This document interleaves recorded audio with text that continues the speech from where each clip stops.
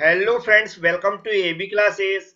आज मैं समझाने वाला हूं टी सेक्शन के लिए मूवमेंट ऑफ इनर्शिया को कैसे कैलकुलेट करते हैं। यदि ये टॉपिक आपके काम का है तो वीडियो एक बार पूरा जरूर देखें, क्योंकि एक बार वीडियो देखने पर आपके सारे डाउट एंड कंसेप्ट क्लियर हो जाएंगे। अब मैं स्टार्ट कर रहा हूं आज का वीडियो। सबसे पहले यहाँ पर जो क्वेश्चन लिखा हुआ है इसको मैं पढ़ के सुना रहा हूं और समझा रहा हूं। तो जैसा कि क्वेश्चन के अंदर आप देख सकते हैं, लिखा हुआ है find the moment of inertia of a T section. एक टी सेक्शन के लिए हमें मोमेंट ऑफ इनर्शिया को फाइंड आउट करना है।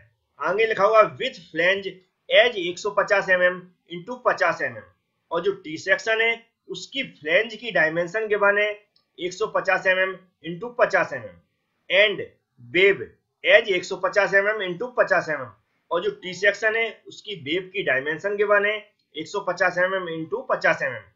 आगे लिखा हुआ है about X X and Y Y axis through the centre of gravity of the section, और जो टी सेक्शन है उसकी सेंटर ऑफ ग्रेविटी से हमें X X and Y Y axis के अबाउट मूवमेंट ऑफ इनर्शिया को फाइंड आउट करना है।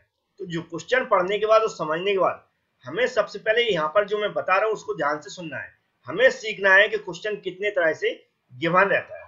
तो यह क्वेश्चन दो तरह से दिया रहता है। पहला तो नॉर्मल इसकी टी सेक्शन की फ्लैंज एंड वेव की डायमेंशन गिवन रहती है, उसके थ्रू हमें टी सेक्शन को ड्रॉ करना पड़ता है।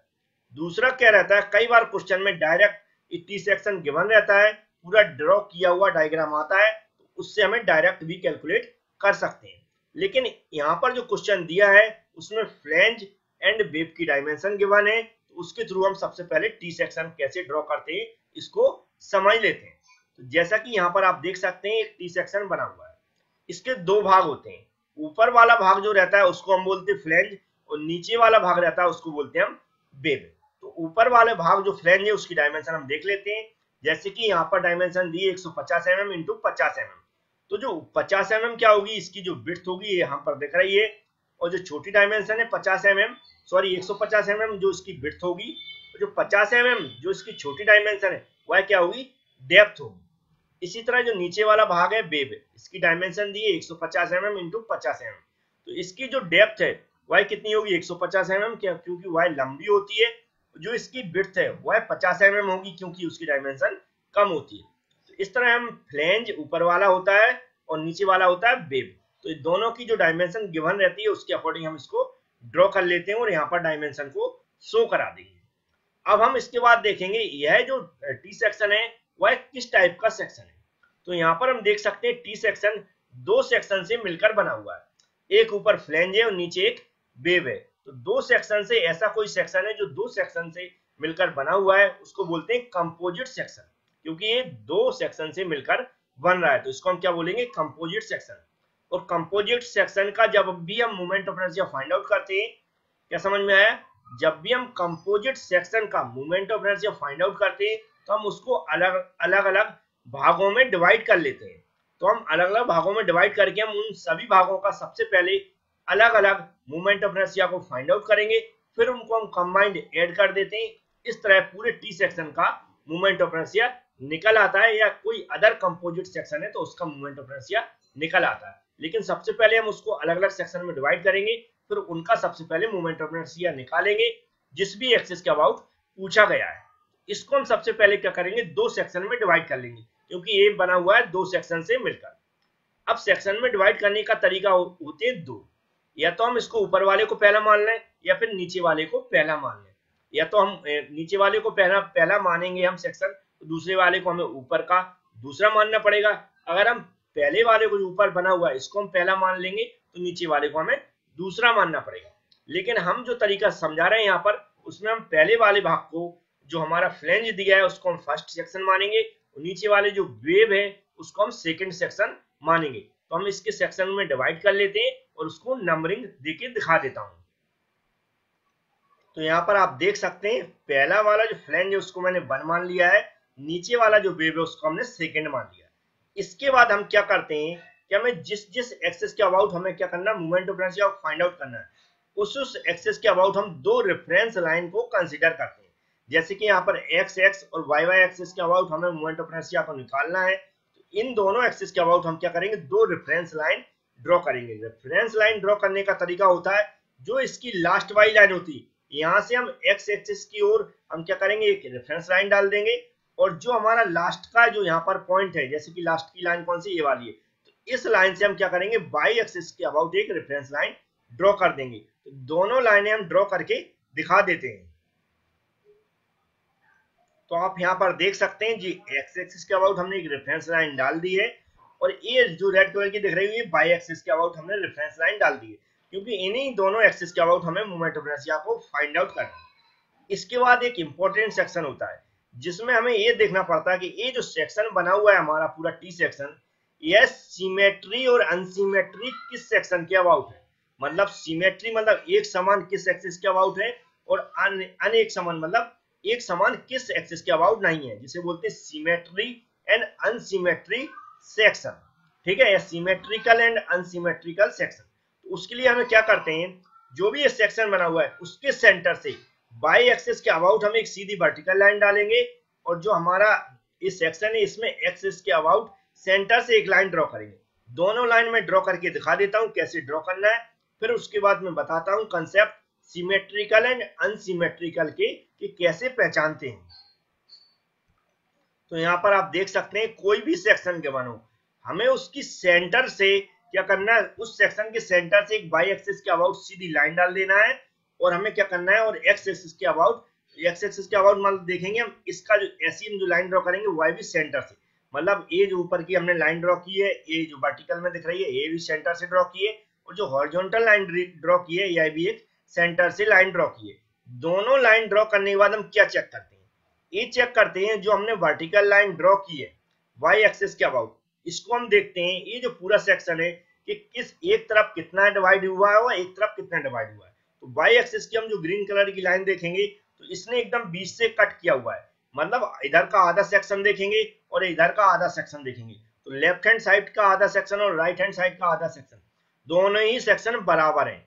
मतलब जो बाई एक्सिस के अबाउट हमने वर्टिकल लाइन ड्रॉ की है, उसको ड्रॉ करने के बाद यह जो टी सेक्शन है दोनों भागों में बराबर बट जाता है। जब ऐसा होता है, अगर किसी ऐसी हम सेंटर पे एक लाइन ड्रॉ करते हैं बाई एक्सिस के अबाउट या फिर एक्स एक्सिस के अबाउट, अगर उस सेक्शन को दो बराबर भागों में बांट देती है तो हम समझते हैं उस एक्सिस के अबाउट है सिमेट्री है, मतलब एक समान है। क्या बोलते हैं, सिमेट्रिकल या फिर एक समान। इसी तरह हम देखेंगे, देखो ये लाइन जो ड्रॉ कर रही है जो सीधी ग्रीन कलर की बाई एक्सिस, ये बाई एक्सिस है, इसके अबाउट ये दो भागों में बराबर बांट रहा है, तो इसको हम बोलेंगे ये बाई एक्सिस के अबाउट सिमेट्रिकल है। इसी तरह हमें अगर ऐसे पहचानना नहीं आता है तो जो लाइन होगी जो हम इसकी सेंटर से ड्रॉ कर रहे हैं, यदि वह जो सेंटर ऑफ ग्रेविटी होती है उसको उस पॉइंट को काटते हुए निकलती है, या सेंटर ऑफ ग्रेविटी से सीधी कट करके गुजरती है, जैसे कि यहाँ पर एक पॉइंट लगाया, यहाँ पर क्या है, सेक्शन की सेंटर ऑफ ग्रेविटी है, तो हमने जो वर्टिकल लाइन खींची हुई है ये इस पॉइंट से काटते हुए गुजर रही है, तो ये ऐसे भी पहचान सकते हैं कि बाई दिशा में ये कैसा है, सिमेट्रिकल है। अब बात करते हैं एक्स एक्सिस की। तो एक्स एक्सिस को हमने सेंटर लाइन से ड्रॉ किया हुआ है। अब इस सेंटर लाइन से जो एक्स एक्सिस में हमने ड्रॉ किया हुआ है, इसका ऊपर वाला भाग देखेंगे तो अधिक दिख रहा होगा, क्योंकि ये अधिक है और ये भी थोड़ा सा है, तो इन दोनों को देखेंगे अधिक है, जबकि जो एक्स एक्सिस में जो सेंटर लाइन ड्रॉ है इसके नीचे वाला भाग देखेंगे जो कितना है, सिर्फ इतना ही है, तो एक कम है, मतलब नीचे वाला भाग कम है, ऊपर वाला भाग अधिक है। तो हम ऐसा कह सकते हैं कि एक्स एक्सिस के अबाउट सिमेट्रिकल नहीं है, ये कैसा है, अनसिमेट्रिकल है, या ऐसा बोल सकते हैं एक समान नहीं है। तो जिस एक्सिस के अबाउट ये बराबर हिस्सों में बढ़ जाता है सेंटर पे लाइन ड्रॉ करने पर, वह होता है सिमेट्रिकल सेक्शन। तो जिस एक्सिस के अबाउट सेंटर लाइन ड्रॉ करने पर वह बराबर भागों में नहीं बढ़ता है, वह होता है अनसिमेट्रिकल सेक्शन। तो इतना आपको समझ में आ गया होगा सिमेट्रिकल और अनसिमेट्रिकल कैसे दिखते हैं। ये क्यों चेक करते हैं अभी मैं बताने वाला हूं कि इस जो सिमेट्रिकल सेक्शन है उसको कैसे फाइंड आउट करते हैं, उसका मोमेंट ऑफ इनर्शिया, जो अनसिमेट्रिकल सेक्शन है उसका मोमेंट ऑफ इनर्शिया कैसे फाइंड आउट करते हैं। तो सबसे पहले समझ लेते हैं एक्स एक्सिस दी है, तो एक्स एक्स के अबाउट हम मोमेंट ऑफ इनर्शिया कैसे फाइंड आउट करेंगे। अब जो हमारी एक्स एक्सिस जो अबाउट दिख रहा होगा, हमने सेंटर लाइन ड्रॉ करी तो इतना हमें पता चल गया कि ये अनसिमेट्रिकल सेक्शन है। तो एक्स एक्सिस के अबाउट अनसिमेट्रिकल सेक्शन के अबाउट हम कैसे moment of inertia find out करेंगे, उसके कौन कौन से फॉर्मूले होंगे ये समझ लेते हैं सबसे पहले। तो यहाँ पर आप देख सकते हैं हमने कुछ लिखा हुआ है, इसको मैं समझा रहा हूँ। जैसे कि हमें पूरे सेक्शन का एक्स एक्सिस के अबाउट मोमेंट ऑफ इनर्शिया निकालना है। तो दो सेक्शन है, तो सबसे पहले हम एक सेक्शन के अबाउट मोमेंट ऑफ इनर्शिया निकालेंगे, फिर प्लस दूसरे सेक्शन के अबाउट, दोनों को ऐड करेंगे तो हमारा जो हमारी एक्स एक्सिस है उसके about total moment of inertia निकल आएगा। तो फर्स्ट जो आई एक्स एक्सिस है, फर्स्ट सेक्शन ये वाला दिख रहा होगा, इसके अबाउट जो मोमेंट ऑफ इनर्शिया होगा वह निकालेंगे हम पैरेलल एक्सिस थ्योरम के अकॉर्डिंग। पैरेलल एक्सिस थ्योरम के अकॉर्डिंग जो हमने पढ़ाई हुई थी इससे पहले। तो यहाँ पर देखते हैं जो इसका फॉर्मूला लिखा हुआ IG1 plus A1 into H1 का स्क्वायर। IG1 क्या होता है, जो इसका जो हमारा यहाँ सेक्शन दिख रहा है, इसका जो सेंट्रोइडल एक्सिस है उसके अबाउट जो मोमेंट ऑफ इनर्शिया होता है वह होता है। इसका जो हमारा ये बॉक्स कैसा है ये हमें देखना पड़ता है। तो यहाँ पर ये देख रहे होंगे रेक्टेंगुलर टाइप का बॉक्स है। तो इसका जो रेक्टेंगुलर सेक्शन होता है उसके लिए जो मोमेंट ऑफ इनर्शिया होता है वह होता है BdQ/12। बी क्या है, इसकी विड्थ होती है जो कि यहाँ पर 150 mm दिख रही है। डी क्या होती है, डेप्थ। डी जो यहाँ पर दिख रही है 50 mm। तो BdQ/12 से हम क्या निकाल लेंगे, IG1 निकाल लेंगे। फिर क्या यहाँ पर A1 लिखा हुआ है, एरिया, मतलब A1 का मतलब हुआ फर्स्ट सेक्शन का। जो एरिया निकालने का फॉर्मूला होता है विड्थ इंटू डेप्थ। क्या होता है, विड्थ इंटू डेप्थ। विड्थ क्या है, जो 150 mm, डेप्थ या डीप बोल सकते हैं, वह कितना है 50 mm। तो यहाँ पर रख के हम A1 निकाल लेंगे। अब हम निकालते हैं इसका H1 का स्क्वायर। H1 कैसे निकालते हैं हम, ये होता है y1 माइनस y बार। y1 क्या होता है, इसकी हम क्या निकालेंगे, centre of gravity. Centre of gravity rectangular section की कैसे निकालते हैं, ये होती है h/2। क्या होती है रेक्टेंगुलर सेक्शन की, h/2, मतलब जो हाइट है उसका h/2। लेकिन इसको कैलकुलेट करते हैं हम बेस लाइन से, मतलब जो रेफरेंस लाइन है। तो ये रेफरेंस लाइन है, एक्स एक्सिस के अबाउट निकाल रहे हैं, तो हम हमेशा कैसे लेते हैं, वर्टिकल लाइन लेते हैं। तो इस एक्स एक्सिस के अबाउट हम वर्टिकल लाइन लेंगे कहां तक, इस सेक्शन फर्स्ट तक की। तो पहले तो हम 150 को ऐड करेंगे क्योंकि हम इसी एक्सिस से कंसीडर कर रहे हैं। तो 150 प्लस इसका फर्स्ट सेक्शन का h/2, मतलब 150 प्लस 50/2, इससे हम क्या निकाल लेंगे, y1 निकाल लेंगे, माइनस y बार। तो y बार निकालने के लिए हमें क्या करना पड़ेगा, इसकी सेंटर ऑफ ग्रेविटी का जो फॉर्मूला होता है उससे हमें निकालना पड़ेगा। क्या होता है, A1 y1 plus A2 y2 upon A1 plus y1। इससे हम आसानी से निकाल लेंगे। अब याद रखते हैं ये बार कई बार चेंज होता है, कई बार y बार इधर आ जाता है, कई बार y1 इधर आ जाता है। तो यहाँ पर रखना माइनस ही लेना है, लेकिन जिसकी अगर y1 की वैल्यू अधिक है या y2 की वैल्यू अधिक है तो हम उसको पहले रखेंगे। अगर y बार की वैल्यू अधिक है तो हम उसको पहले रखेंगे। मतलब इन दोनों वैल्यूओं में ऐसे देखते हैं हम, जिसकी वैल्यू अधिक है उसको पहले रखेंगे, जिसकी कम है उसको बाद में रखेंगे। ठीक है, क्योंकि यहाँ पर नेगेटिव H1 या H2 नहीं आना चाहिए। जब कैलकुलेट करेंगे तो उसको हम समझा देंगे। अब हमें जो सेक्शन 2 है उसके अबाउट हमें क्या निकालना है, मोमेंट ऑफ इनर्शिया निकालना है। तो उसकी फॉर्मूला देख लेते हैं। तो यहाँ पर देख रहे हैं जो सेकंड सेक्शन है इसके अबाउट मोमेंट ऑफ इनर्शिया का फॉर्मूला वही रहेगा। याद रखें, अनसिमेट्रिकल सेक्शन कभी भी दिया रहता है या कभी भी हम पहचान लेते हैं अनसिमेट्रिकल सेक्शन है, तो उसमें हम इसी फॉर्मूले का यूज करेंगे, IG plus A into H का स्क्वायर। H1 H2 अपने सेक्शन के अकॉर्डिंग हम उसको नंबरिंग देते हैं। तो ये क्या हो जाएगा, IG2 क्या हो जाएगा, BdQ/12। ठीक है, लेकिन इस सेक्शन के लिए जो 2 सेक्शन है इसका B क्या होगा, विड्थ कितनी होगी, 50। ठीक है, विड्थ होगी 50, जबकि डेप्थ इसकी कितनी हो जाएगी, 150। तो इसके अंदर रख के हम IG2 निकाल लेंगे। A2 क्या होगा, विड्थ इंटू डेप्थ। विड्थ क्या हो जाएगी इसकी, यही हो जाएगी 50 और डेप्थ हो जाएगी 150। इससे एरिया निकाल लेंगे। H2 कैसे निकालेंगे, जो भी हम इससे y बार कैलकुलेट करेंगे उसको पहले रखेंगे, माइनस y2 क्या हो जाएगा, क्योंकि हम इसी सेक्शन के ले रहे हैं, इसी रेफरेंस लाइन से ले रहे हैं, तो क्या हो जाएगा 150/2, सीधा 150/2। अब यहाँ पर देखेंगे ये जो y2 की 150/2 यहाँ पर कहीं सेंटर पे आएगा, इसकी सेंटर ऑफ ग्रेविटी जो होगी y बार वो अधिक होगी, इसलिए हमने क्या किया, y बार पहले रख लिया, y2 बाद में रख लिया। सीधा मतलब यहाँ पर y2 और y बार की या y1 या y बार की वैल्यू देखते हैं, जो बड़ी होगी उसको पहले रखेंगे, जो कम होगी उसको बाद में रखेंगे, क्योंकि नेगेटिव वैल्यू नहीं आना चाहिए। तो ये तो हो गया हमारा एक्स एक्सिस के अबाउट जो अनसिमेट्रिकल सेक्शन उसके अबाउट कैसे मोमेंट ऑफ इनर्शिया निकालते हैं। सिर्फ आपको याद रखना, अनसिमेट्रिकल सेक्शन कोई भी सेक्शन हो उसके लिए हम इसी फॉर्मूले का यूज करके हम उसको फाइंड आउट करेंगे। अब बात करते हैं सिमेट्रिकल सेक्शन की, उसके लिए मोमेंट ऑफ इनर्शिया कैसे फाइंड आउट करते हैं, या फिर हम यहाँ पर बोल सकते हैं वाई एक्सिस के अबाउट हम मोमेंट ऑफ इनर्शिया कैसे फाइंड आउट करेंगे। तो यहाँ पर हेडिंग डाल ली, मोमेंट ऑफ इनर्शिया वाई जो एक्सिस है उसके अबाउट कैसी एक्सिस है, सिमेट्रिकल एक्सिस। कोई भी सिमेट्रिकल एक्सिस है उसके अबाउट डायरेक्ट हम मोमेंट ऑफ इनर्शिया निकाल देते हैं। जैसे कि 2 सेक्शन है तो हम क्या करेंगे, एक पहले सेक्शन के लिए हम वाई वाई एक्सिस के अबाउट मोमेंट ऑफ इनर्शिया निकालेंगे, फिर सेकंड सेक्शन के लिए वाई वाई एक्सिस के अबाउट मोमेंट ऑफ इनर्शिया निकालेंगे। तो इसका जो फर्स्ट सेक्शन होगा, इसका जो फॉर्मूला होता है जो हमने पढ़ा था एक्स एक्सिस के अबाउट, उसका अपोजिट हो जाएगा। क्या हो जाएगा यहाँ, वो था बी डी क्यू अपॉन 12, यहाँ पर क्या हो जाएगा डी बी क्यू अपॉन 12, क्या हो जाएगा डी बी क्यू अपॉन 12। इसी तरह डी क्या होगी, डेप्थ होगी, याद रखें डेप्थ कौन सी होगी इसकी, ये 50 होगी, इंटू बी क्या होगी विड्थ 150 mm का क्यूब।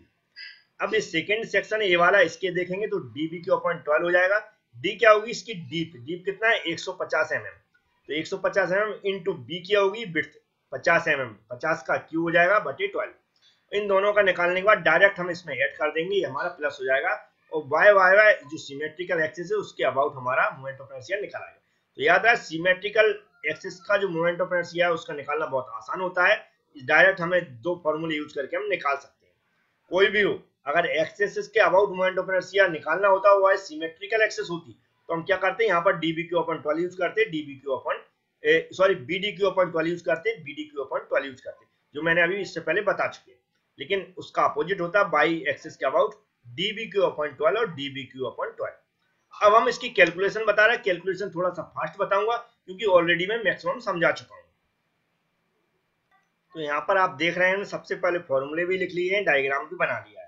अब हम डायरेक्ट इसको क्या करेंगे, जैसा इसमें हमें फाइंड आउट करना है, क्योंकि फर्स्ट सेक्शन के लिए सबसे पहले हम मोमेंट ऑफ इनर्शिया निकाल रहे हैं, तो यहाँ सबसे पहले IG1 लिखा हुआ तो उसको फाइंड आउट कर लेंगे BD के अपॉन 12 से। इसके बाद इसके एरिया को फाइंड आउट करेंगे। तो यहाँ पर आप देख सकते हैं BD के अपॉन 12 से हमने क्या किया, IG1 निकाल लिया 150 जो कि इसकी विड्थ है, और D क्या होती है डेप्थ, जो इसकी 50 क्या है डेप्थ है। इसको यहाँ पर पुट करके हमने क्या किया, इसको पुट कर दिया। अब डायरेक्ट इसको कैलकुलेट करना है और हमें जो आंसर आएगा उसका आंसर लिख लेंगे।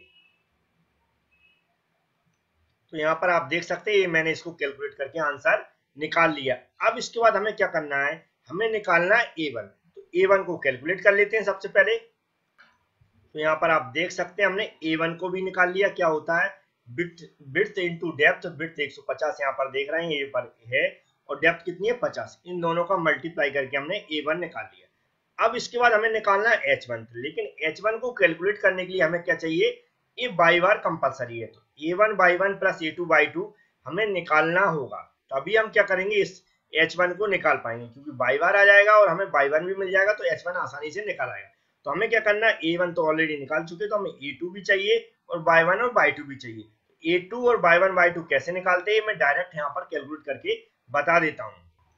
तो यहाँ पर देख सकते हैं A2 मैंने सबसे पहले कैलकुलेट कर लिया। A2 भी क्या होता है, विड्थ इंटू डेप्थ होती, तो इसकी विड्थ कितनी है और डेप्थ कितनी है 150, और विड्थ कितनी है 50 mm। तो इसको यहाँ पर कैलकुलेट करके रख लें, और डायरेक्ट दोनों का एरिया बराबर आएगा, ये कैलकुलेट कर लिया। अब कंसेप्ट लगेगा हमारा बाई 1 और बाई 2 निकालने में, तो बाई 1 और बाई 2 निकाल लेते हैं। तो यहाँ पर आपको दिख रहा होगा बाई 1 मैंने निकाल के दिखाया है। सेंटर ऑफ ग्रेविटी के आपने कंसेप्ट पढ़े होंगे तो आपको आसानी से समझ में आ जाएगा। हम बाई 1 निकाल रहे हैं, मतलब ये जो फर्स्ट सेक्शन है उसके लिए centre of gravity find out कर रहे हैं। हम कहां से कैलकुलेट करेंगे, जो हमने रेफरेंस एक्सिस मानी है जिसके अबाउट हम मोमेंट ऑफ इनर्शिया निकाल रहे हैं। हमने रेफरेंस एक्सिस क्या मानी हुई, ये एक्स एक्सिस को रेफरेंस माना है, तो यहीं से हम कंसीडर करेंगे। जिस सेक्शन का मोमेंट ऑफ इनर्शिया निकाल रहे हैं उसके हम क्या कर देंगे h/2, और जहां से मान रहे हैं उसकी हम पूरी डिस्टेंस को प्लस कर देंगे। तो यहाँ से हमने लिए एक्स एक्सिस से, इससे हम यहाँ तक का जो सेक्शन है उसको हम कितनी डिस्टेंस, जो वर्टिकल दिशा हम कितनी दी 150, सबसे पहले 150 लिख देंगे, प्लस जिस सेक्शन का मोमेंट ऑफ इनर्शिया निकाल रहे हैं, तो रेक्टेंगुलर सेक्शन के लिए जो हमारी सेंटर ऑफ ग्रेविटी होती है h/2, तो इसकी कितनी हो जाएगी 50/2, तो ये 50/2 हो जाएगी। और हम ले कहां से रहे, एक्स एक्सिस से ले रहे हैं, तो यहाँ से पूरी ऐड कर देंगे, मतलब 150 प्लस h/2, तो ये हो जाएगी 150 प्लस 50/2 मतलब h/2। इसको हम कैलकुलेट करेंगे तो 175 mm आ जाएगी। अब हम बात करते हैं बाई 2 की। तो यहाँ पे देख सकते हैं बाई 2 निकाल लिया 150/2, क्योंकि हमें निकालना सेकंड सेक्शन की सेंटर ऑफ ग्रेविटी। तो जो वाई वाई एक्सिस है यहाँ से लेंगे, अब ऊपर का सेक्शन तो हमें कोई मतलब ही नहीं है, तो ये नीचे वाला सेक्शन भी किससे मिल रहा है, इसी रेफरेंस लाइन से मिल रहा है, मतलब और भी कोई सेक्शन नहीं। तो यहाँ से डायरेक्ट हम देखेंगे इसकी टोटल डिस्टेंस कितनी है, रेक्टेंगुलर सेक्शन है, इसकी जो सेंटर ऑफ ग्रेविटी होगी कितनी होगी h/2, तो 150/2 हो जाएगी, क्योंकि फर्स्ट सेक्शन के लिए तो हमें इसी लाइन से लेना था, निकालना ऊपर की थी, तो हमें नीचे की डिस्टेंस भी ऐड करनी थी, लेकिन इसमें से कोई डिस्टेंस ऐड नहीं करना है, हमें डायरेक्ट इसी सेकंड सेक्शन का निकालना है सेंटर ऑफ ग्रेविटी। तो डायरेक्ट इसकी जो भी डेप्थ होगी उसमें मतलब बाय 2 हो जाएगी, या फिर h/2 लिखेंगे, फिर इसके बाद 150/2 लिख देंगे। तो यहाँ पर हमने डायरेक्ट 150/2 लिख दिया, इसका इसमें डिवाइड करेंगे तो 75 mm हमारी बाय 2 आ जाएगी सेंटर ऑफ ग्रेविटी। अब हमारे पास y1 y2 a1 a2 की वैल्यू आ गई है, तो हमारा जो y बार आसानी से निकाल सकते हैं। तो ये पूरे सेक्शन की हम सेंटर ऑफ ग्रेविटी निकाल देते हैं इस फॉर्मूले में सारी वैल्यू पुट करके। तो यहाँ पर आप देख सकते हैं इस फॉर्मूले को रखा मैंने, इसमें सारी वैल्यू जो हमारी a1 y1 की जो वैल्यू यहाँ पर कैलकुलेट की, a1 की जो यहाँ पर देख रहे होंगे a वाली, y1 की जो यहाँ पर देख रहे हैं इसको मल्टीप्लाई कर दिया, प्लस जो a2 की वैल्यू कौन सी है a वाली है, और y2 की वैल्यू कौन सी a वाली, ये सारा हमने यहाँ पर पुट कर दिया, और a1 प्लस a2 की वैल्यू नीचे रख के इसको जब कैलकुलेटर से कैलकुलेट किया तो y बार इक्वल टू आ गया 125 mm आ गया। अब हमारे पास y बार भी ये डायमेंशन मिल गई और y1 की भी 175। अब 175 ज्यादा है इसलिए मैंने y1 पहले लिख दिया, ये y बार 125 कम है इसलिए मैंने बाद में लिख दिया, माइनस का साइन लगा दिया। इस तरह हम इस फॉर्मूले से h1 को भी कैलकुलेट कर लेते हैं। तो यहाँ पर आप देख सकते हैं ये फॉर्मूला मैंने यूज किया, यहाँ पर लिखा हुआ है, इसमें हमने ये वैल्यू रख दी है और डायरेक्ट इसको कैलकुलेट कर लिया। तो 50 mm हमारा h1 आ गया। अब हमारे पास इस फॉर्मूले के लिए सारी वैल्यू निकालनी है। इस फॉर्मूले में डायरेक्ट सारी वैल्यू पुट करके हम क्या निकाल लेंगे, जो हमारा सेक्शन फर्स्ट है इसके अबाउट मोमेंट ऑफ इनर्शिया को फाइंड आउट कर लेंगे। तो इसको भी कैलकुलेट करके मैं जल्दी से दिखा देता हूँ। तो यहाँ पर आप देख सकते हैं फॉर्मूला रखा हुआ है, इसमें मैंने सारी वैल्यू पुट कर दी, जैसे कि मैंने कैलकुलेट की थी इससे पहले वैल्यू यहाँ पर IG1 की दिख रही है, इसको रख दिया। ये एरिया जो मैंने कैलकुलेट किया था ये कितना आया हुआ था 7500 इंटू 50 जो हमने h1 निकाला हुआ है इसका स्क्वायर था जो यहाँ पर दिख रहा है। इसको जब मैंने कैलकुलेट किया तो ये हमारा आंसर आ गया I(x1). इसी तरह हम क्या करेंगे, जो हमारा सेकंड सेक्शन है इसके लिए हम मोमेंट ऑफ इनर्शिया निकालेंगे x एक्सिस के अबाउट, उसके भी फॉर्मूले एंड कैलकुलेशन समझ लेते हैं। तो यहाँ पर आप देख सकते हैं हमने फॉर्मूला जो सेकंड सेक्शन है उसके अबाउट लिख लिया है, Ig2 plus A2 into H2 का स्क्वायर। Ig2 का फॉर्मूला हो जाएगा B2 का 0.12, B क्या होगी यहाँ पर विड्थ 50 हो जाएगी, डेप्थ क्या हो जाएगी 150 बटे 12, और एरिया क्या हो जाएगा B इंटू डी, जो मैंने पहले ही कैलकुलेट कर चुके स्टार्टिंग में, अभी इससे पहले बताया था, जो मैंने यहाँ पर डायरेक्ट कैलकुलेट करके लिख दिया। H2 कैलकुलेट करने का तरीका है y बार माइनस y2। y बार क्या है जो हमने कैलकुलेट किया वही यूज होगा, y2 भी कैलकुलेट किया वही यूज होगा। इसकी मैं डायरेक्ट कैलकुलेशन यहाँ पर लिख देते हैं तो आपको अच्छी समझ में आ जाएगी। तो आप यहाँ देख सकते हैं Ig2 में सबसे पहले BD को 0.12 किया हुआ है, B क्या है जैसे मैंने बताया 50 विड्थ है, और D क्या है डेप्थ है, तो यहाँ पर रख दिया। इसको कैलकुलेट किया तो 14.0625 इंटू 10⁶ mm की पावर 4 यूनिट है इसकी, ये आ चुका। अब हमें यहाँ पर निकालना है H2 जरूर, क्योंकि A2 हम ऑलरेडी निकाल चुके हैं।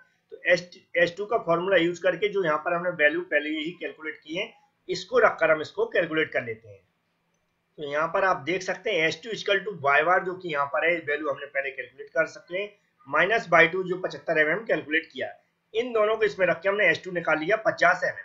अब इसके बाद हमारे पास सारी वैल्यू उपलब्ध है, जैसे कि Ig2 यहाँ पर रखी हुई है, A2 जो कि यहाँ पर हमने पहले कैलकुलेट कर चुके हैं, H2 जो अभी निकाला हुआ है। इस फॉर्मूले में सारी वैल्यू पुट करेंगे तो हम जो हमारा सेकंड सेक्शन है उसके अबाउट हम मोमेंट ऑफ इनर्शिया निकाल लेंगे। फिर हम क्या करेंगे, दोनों सेक्शन के अबाउट जो मोमेंट ऑफ इनर्शिया हो जाएगा हमारे पास जो उपलब्ध, उनको हम प्लस कर देंगे तो हमारा पूरे सेक्शन के अबाउट जो x एक्सिस है उसके अबाउट हम पूरे सेक्शन का मोमेंट ऑफ इनर्शिया कैलकुलेट कर लेंगे। तो यहाँ पर आप कैलकुलेशन देख सकते हैं, हमने फॉर्मूला रखा उसमें जो वैल्यू हमने कैलकुलेट की जैसे ए वाली वैल्यू रख दी है, प्लस एरिया की वैल्यू रख दी है, प्लस जो हमने H2 फाइंड आउट किया उसको रख दिया, इसको कैलकुलेटर से कैलकुलेट किया तो हमारा आंसर आया I एक्सिस जो हमारी सेकंड सेक्शन है उसका जो x एक्सिस के अबाउट मोमेंट ऑफ इनर्शिया इतना निकला। अब हमने जो फर्स्ट सेक्शन था उसका जो मोमेंट ऑफ इनर्शिया निकाला था x एक्सिस के अबाउट, प्लस जो हमने सेकंड सेक्शन के अबाउट जो मोमेंट ऑफ इनर्शिया निकाला हुआ है इसको, और जो पहले सेक्शन के अबाउट जो इतना वैल्यू आई हुई थी, इन दोनों को ऐड कर देंगे तो टोटल टी सेक्शन का x एक्सिस के अबाउट मोमेंट ऑफ इनर्शिया निकल आएगा। तो मैं उसको निकाल के जल्दी से दिखा देता हूं। तो आप यहाँ पर देख सकते हैं हमने क्या किया, दोनों को ऐड कर लिया, दोनों की जो वैल्यू है जैसे कि यहाँ पर जो निकली हुई जो हमने पहले से निकाली थी उसकी डायरेक्ट यहाँ पर रख ली है देखने के लिए, इसको मैंने पुट कर दिया, प्लस जो हमारा सेकंड सेक्शन है उसके अबाउट जो मोमेंट ऑफ इनर्शिया उसको पुट कर दिया, दोनों को ऐड किया तो हमारा टोटल जो हमारा टी सेक्शन का x एक्सिस के अबाउट मोमेंट ऑफ इनर्शिया हुआ है निकल आएगा 53.125 इंटू 10⁶ mm की पावर 4। याद रखें कोई भी कैलकुलेशन या वैल्यू थोड़ी सी मिस्टेक होती है, यदि आपको लगता है तो आप अपने अकॉर्डिंग कैलकुलेट कर सकते हैं, प्रोसीजर हमारी सही है। इसी प्रोसीजर को अपना के, जो भी मेथड मैंने बताई है, इसी मेथड को अपना कर अब हम बाई एक्सिस के अबाउट मोमेंट ऑफ इनर्शिया निकालेंगे टी सेक्शन का। वह बहुत इजी है, मैं निकाल के दिखा देता हूं, क्योंकि बाई एक्सिस के अबाउट है सिमेट्रिकल सेक्शन है। तो सिमेट्रिकल सेक्शन के अबाउट जो भी सेक्शन है उसका जो मोमेंट ऑफ इनर्शिया का फॉर्मूला होता है उसी से डायरेक्ट कैलकुलेट करते हैं। तो यहाँ पर देख रहे हैं फर्स्ट सेक्शन के लिए dB की अपॉन 12 हो जाएगा, सेकेंड सेक्शन के लिए dB की अपॉन 12 हो जाएगा। अब यहाँ पर देख रहा है d क्या होगी, डेप्थ होती है तो 50 डेप्थ हो जाएगी, b क्या है विड्थ, तो 150 का क्यू हो जाएगा। सेकेंड सेक्शन के लिए डेप्थ कौन सी होगी, a दिख रही है 150, विड्थ कौन सी होगी 50, 50 का यहाँ पर क्यू हो जाएगा। दोनों के लिए मैं यहाँ डायरेक्ट कैलकुलेट करके दिखा देता हूँ और फिर दोनों की वैल्यू कैलकुलेट करके हम इसमें रख देंगे, तो हमारा बाई एक्सिस के अबाउट टी सेक्शन का मूवमेंट ऑफ इनर्शिया टोटल निकल आएगा। तो यहाँ पर आप देख सकते हैं हमने क्या किया, जो फॉर्मूला था ये वाला पहला वाला, इसमें 50 क्या है डेप्थ है जो कि यहाँ पर दिख रही है, बी क्या है विड्थ 150, तो उसका क्यू करके यहाँ पर इसको कैलकुलेट कर लिया, ये हमारी वैल्यू आ गई है। आंसर आप एक बार चेक कर लें, हो सकता है हमारा सही ना हो तो आपका सही आ जाएगा, वो सही भी हो सकता है। और दूसरा आप देख रहे हैं सेकंड सेक्शन के लिए डी क्यू, डी क्या हो जाएगी इसकी डेप्थ 150, बी क्या है इसकी विड्थ 50, तो 50 का क्यू कर देंगे और इसकी वैल्यू कैलकुलेट कर लेंगे। इन दोनों को अब हम ऐड करेंगे इस फॉर्मूले में रखकर, तो हमारा टोटल मोमेंट ऑफ इनर्शिया आ जाएगा अबाउट बाय वाई एक्सिस। तो यहाँ पर आप देख सकते हैं इस फॉर्मूले में जो हमने ए वाला और ए वाला जो दोनों सेक्शन का मोमेंट ऑफ इनर्शिया कैलकुलेट किया उसको यहाँ पर पुट कर दिया और डायरेक्ट ऐड कर दिया। इस तरह हमारा टोटल मोमेंट ऑफ इनर्शिया आ गया बाय वाई एक्सिस के अबाउट, और एक्सिस के ऑलरेडी निकाल चुके। हमने कंसेप्ट बता दिया, अनसिमेट्रिकल सेक्शन के लिए हम जो पैरेलल एक्सिस थ्योरम है उसके अकॉर्डिंग निकालते हैं। सिमेट्रिकल सेक्शन के जो भी सेक्शन है उसका जो भी मोमेंट ऑफ इनर्शिया होता है डायरेक्ट किसी सेंट्रोइडल एक्सिस के अबाउट उससे डायरेक्ट कैलकुलेट कर लेते हैं। यदि वीडियो पसंद आता तो लाइक जरूर करें। Thank you friends.